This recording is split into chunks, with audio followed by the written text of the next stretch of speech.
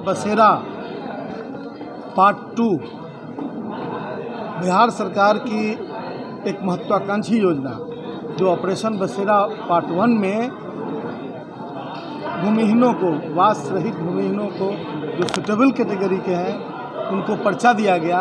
Operation बसेरा 2 शुरू है और इसके तहत व्यापक स्तर पर हर हलके में जो भी वास रहित भूमिहीन हैं उनकी खोज हो रही है। वहाँ के हल्का कर्मचारी के माध्यम से और ऐप के माध्यम से सरकार के डेटा बैंक में उसको अपलोड किया जा रहा है। उसके हिसाब से लगभग 1,10,000 के लगभग लोग अभी तक बिहार में वास रहित भूमिहीन पाए गए हैं और भी खोज जारी है। सरकार ने फैसला किया है कि 2024-25 में कोई भी बिहार में ऐसा व्यक्ति नहीं बचेगा जिसके पास एक धुर भी जमीन नहीं है, यानी कि वास रहित भूमिहीन नहीं बचेंगे। सब लोगों को कुछ न कुछ भूमि सरकार देगी। उसी अभियान के तहत मुजफ्फरपुर के इस हॉल में, टाउन हॉल में लगभग 454 लोगों को विभिन्न अंचलों से आए हुए वास रहित भूमिहीनों को आज पर्चा का वितरण किया गया जिला पदाधिकारी जी की अध्यक्षता में।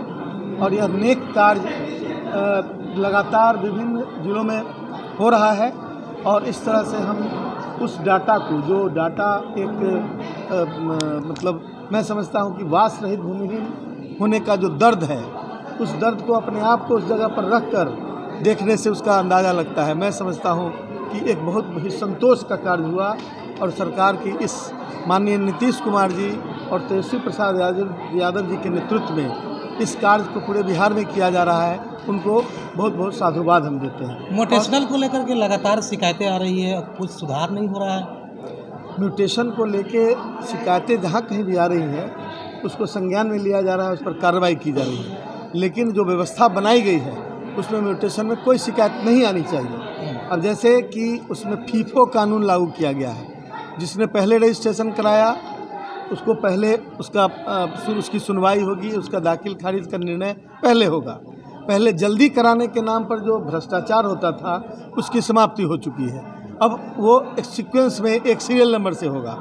दूसरी बात कि ये क्वेसी जुडिशियल कोर्ट है और कोर्ट में गलत सही का फैसला करना उस पदाधिकारी का काम है जो उस कुर्सी पर बैठे हुए हैं, और उसके लिए अपीलेंट कोर्ट भी बना हुआ है। यदि दाखिल खारिज में किसी तरह की शिकायत किसी अंचल में है तो फिर उसके लिए DCLR के यहाँ अपीलेंट कोर्ट है, उसमें फाइल किया जा सकता है केस और उनको न्याय मिलेगा। और इसी तरह से सीक्वेंस बना हुआ है। सबसे ज़्यादा समस्या सर बिहार में भूमि विवाद से संबंधित है, काफ़ी इससे जुड़े अपराध भी होते हैं। तो क्या इसके निवारण की दिशा में कोई ठोस कदम या डिजिटल कुछ क्या कदम हो रहा है? भूमि विवाद को समाप्त करने या कम करने के लिए लगातार पहल की जा रही है। आपने देखा होगा कि पिछले दिनों बहुत तेज़ी से डिजिटाइजेशन हो रहा है। जिन चीज़ों की मारामारी के लिए लोग परेशान होते थे, ऑफिस दफ्तर में भागते घूरते थे, उनको सरल किया जा रहा है और कोई भी विवाद को सरलता से उसका निष्पादन किया जाए। जो राजस्व के बाउंड्री के अंदर है, जो टाइटल का केस है वो सिविल कोर्ट में सॉल्व किया जाएगा, लेकिन जो नॉन टाइटल केस है राजस्व से संबंधित उसका निपटारा बहुत तेज़ी से अब हो रहा है।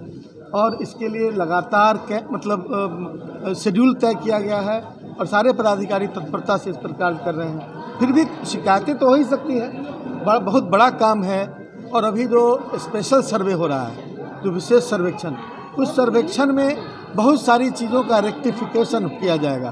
कहीं कोई कमी है, गड़बड़ी है, कोई ज़मीन छूटा हुआ है, उस सब का रेक्टिफिकेशन उसके माध्यम से किया जाएगा। कार्रवाई वाली और विवाद जो है ज़्यादा केसेस अब कहीं अब लॉ एंड ऑर्डर से रिलेटेड प्रॉब्लम रहता है, तो उसके लिए शनिवारीय जनता दरबार लगाया जा रहा है हर थाने में। और उसके बाद 15 दिनों पर DSP और सिविल SDO दोनों बैठते हैं, उस कार्यालय में भी निष्पादन होता है।